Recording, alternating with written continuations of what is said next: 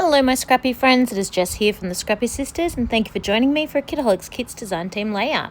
So for this layout I am using one of the challenges sent by Steph, set by Steph at the start of the month for all the Kitaholic Kits community was to use multiple photos but the bigger one I feel, the more important one I feel, was to use edge punches. For me, using multiple photos is kind of a given these days. Sometimes I only have a single photo, but quite often I do have, like nearly always, I have multi-photo layouts nowadays. So I think for me that one is not so much of a challenge, but pulling out my border punches was a little bit of a challenge and I wasn't really sure where to start. So what else to do than when you're feeling a bit stuck? It is to go to those that inspire you. Now, hopefully this layout of mine inspires you to get creating, but in turn, I was inspired by the amazing Alison Davis, who we know is just incredible. She has created a layout very, very similar to the one that I am using here. The background is basically where the majority of my inspiration has come from. She used these beautiful triangles and layered them, left to right, left to right, left to right to create this awesome background. That's what I am doing here. A scrap lift of hers. Mine is, of course, a little bit different. It's not 1,000,000% identical, but it is absolutely close enough that you see hers, you see mine. You will definitely see the inspiration. So I have used my border edge punches, thingies, whatever you call them, to create this scalloped edge along each of my pages. I have the American Crafts Knockout, they're called. They it comes in a little like suitcase. It's got the main kind of punch bit and you can insert, I think there's about 6 different edge punches that you can insert into that to create what you like. Now these I stole off my sister. She wasn't really using them. I wanted to see what they were like. That's about the most amount of information I have for you. I then also hand stitched along the edge, which you can see the clearest on the navy blue section of the paper. Now you can see a little bit of this is hanging over the edge. I did trim this down. It was a little bit difficult to trim because I then had to, of course, make sure that the stitching didn't come unstitched or anything like that. So I'm going to skip over that part and just come straight back to it being a perfect 12 by 12 square. I also roughed up those edges just a little bit to add a little bit more texture and dimension to the page, but a lot of them do get flattened down by the time I add all of my different embellishments and things like that. I just love the colors that came with this. It's a very primary color based kit that I think would work really well for school photos also, even though it's not specifically school based. I just love the colors and the mood and feel of this collection. It's called Record It, I think, by Simple Stories, that I think it would work really well for like those back to school type layouts, which those of us in Australia, that is where we're at the moment. If you're up to date or mostly up to date in your scrapping, our kids, we do a calendar year for our schools, so our kids have only been back at school for a very short amount of time. So I have my 2 photos of Tommy. He was playing with some Play-Doh, making a hamburger. Thought he was very proud of himself and I thought the photos were cute. I did narrow it down to just 2. Of course, I probably took about 75 million.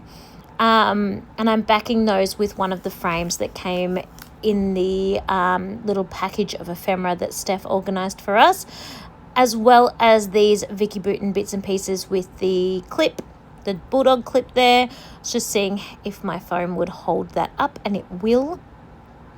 I'm a little bit glue heavy in this layout and it backfires on me terribly with glue spurting out, so I'm trying to clean up the glue.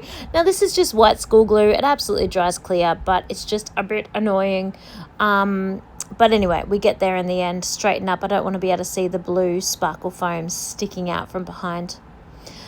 So this is kind of the base of where my layout is going to start from, and we're going to grow from here with my clusters. So this layout, I am using glue to adhere these chipboard pieces from the Vicki Boutin pack, but I actually, after this one layout, have decided that double-sided tape or my ATG gun is definitely the way to go. I just think it is all to do with the drying time of the wet glue. You will see in a moment that I end up getting something to weigh down the cluster to help it stick so that I don't have to keep holding it like I am right here with my fingers, whereas this wouldn't be so much of a problem if I was using the ATG or the double-sided tape, because of course it sticks instantly. It just is a bit frustrating, and I wasn't in the mood for frustrating scrapping. I was in the mood for fast-paced, get my layout done scrapping. So yes, so you'll see I'm trying to weigh it down. I've got my little water spray gun there that I end up sitting on top, so I'm sorry that that's a little bit frustrating, but trust me, it was frustrating for me at the time also. So I don't know what possessed me to keep going though. Like, why didn't I realize after that small piece to stop using the glue? I didn't though, and I just went ahead and kept going with it, and it's frustrating throughout the whole layout. So if you're working with these, I prefer using either a more quick drying tackier glue than my wet glue, than my PVA glue, or double-sided tape. Every other layout after this one I use double-sided tape. So this cute little cluster, I stuck the vellum stickers, which are the butterflies, onto white paper and then fussy cut them out.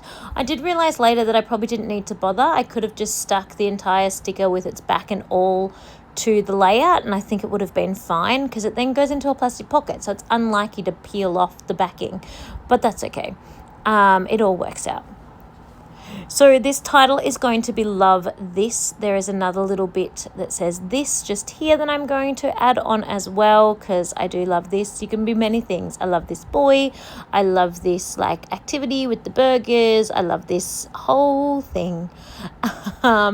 So there we go there. I do love the font, the Vicki writing, and I do love the chipboard of these letters. I think I use them for nearly every layout this month, spoiler alert, because they're just so fun. I really enjoyed them. This cluster again, I stuck the butterfly down on paper and then fussy cut it out. Just got distracted looking at the Polaroid camera up there for about 30 seconds. Well, not even that. I thought I'd stuck it upside down, but I haven't. It's all good. All well that ends well. So this is my finished layout. I really love the way it all just pulled together. I am going to put some black splatters on as well. It doesn't necessarily need them, but I quite enjoy splattering my layouts to help me see them as finished. They look a little bit too stark and a little bit too clean for me otherwise, but absolutely it is not a necessity to be a splatter person like I am. You could definitely walk away from this right now and have it look cute. I just put some splatters around my clusters. So here is my completed layout. I'm really happy with the way it all came together. I think it's super cute. I left it to dry before taking these photos. So everything's stuck down nice and strongly now. So yeah, thank you so much for watching. I hope you have enjoyed following along with the progress of this layout. I can't wait to see you all again next week. Bye everyone.